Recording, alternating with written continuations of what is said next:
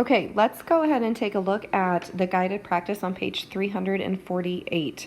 We're going to go ahead and start off with number 1. Now, it says write the integer for each situation. Now, remember that integer is either the positive or negative number or 0. And then we have to explain the meaning of 0 in each situation. Now, that's usually the hardest part and where kids mess up the most, but it's actually really the easiest because it doesn't mean you're gaining or losing anything. So we're just going to be talking about the meaning of 0 in each situation as we go through this. So number 1 is a 15-yard gain.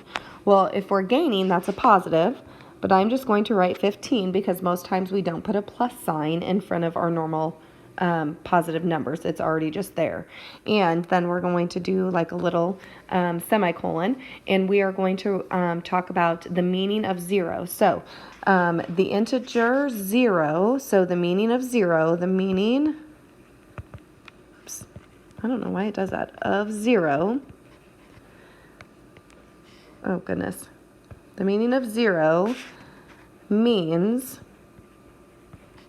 there was no loss or no gain, meaning we stayed right where we were. Okay, we didn't go forward and we didn't go backward. So if we didn't go anywhere, that means we stayed right at 0. All right, a loss of 2 hours. This could be a loss of 2 hours driving. So a loss of 2 hours, a loss means -2. That's our integer, and we're going to explain the meaning of 0. So here, 0 means no loss or gain. And you can even explain no loss or gain of time, of hours. It just means no loss or gain, meaning we didn't gain any time by going faster, but obviously we lost some time because we were at a -2. All right, let's take a look at this one.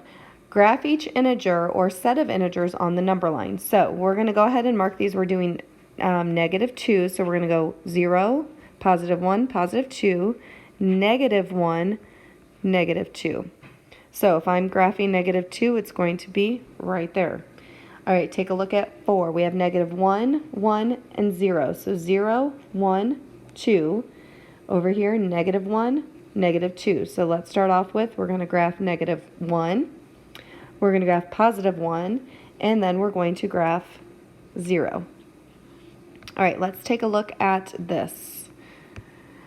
The data set, so right here, here's our data set, shows the number of points Delaney scored on each hand of a card game. Graph the scores and explain the meaning of 0 in this situation. So take a look. Notice we have +5, 0, -15, +20. So obviously we should probably go in groups of 5. So I'm going to put 0, 5, 10, 15, 20. This would be -5, -10, -15, -20. Whoops. Okay. So first thing we're going to do is we're going to graph +5. Remember, this isn't a card game, so during one hand she got +5. The next hand she didn't score any points. The next hand she lost 15, and then the other hand she gained 20. So we've graphed it, and now 0 means, okay, so if she was here, means that she had a score. She has a score of 0, okay? Or you could also say, or there was no loss or gain of points, okay? So if she ended up at a 0, that means she just had no loss or gain of points. She didn't lose any points. She didn't gain any points. All right, we're going to go to the next page because we have to practice this. We have to know how to explain the meaning of 0. So let's take a look at this right here. 3 miles below sea level. So below sea level means -3, and then we're going to explain the meaning of 0. Well, 0 means that we would be, 0 means at sea level, okay? So it's not a gain above sea level, and it's not a gain below sea level. So it's neither loss nor gain. So it means we're right at sea level. Okay, earning $45. Well, that's a plus, okay, a positive $45. So zero means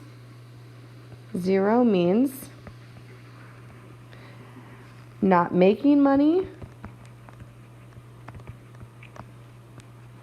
or if you're not making money, or spending money. Okay, so it's neither loss nor gain of money. And you could also write down it's neither loss or gain of money, which would totally count. All right, moving back on a game board. So if I have to move back 5 spaces, that's obviously a -5.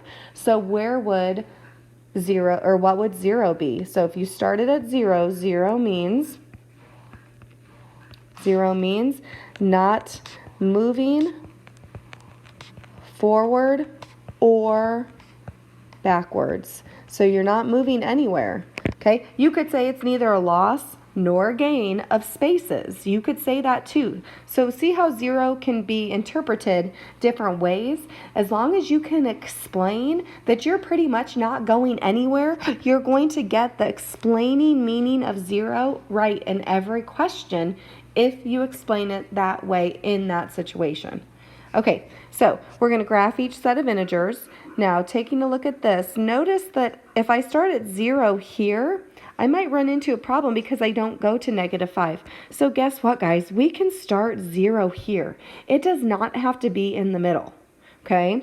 So if I am going to the right, it's a +1. If I'm going to the left, -1, -2, -3, -4, -5. So you see how I can label that -5 by starting 0 not in the middle, and that is okay.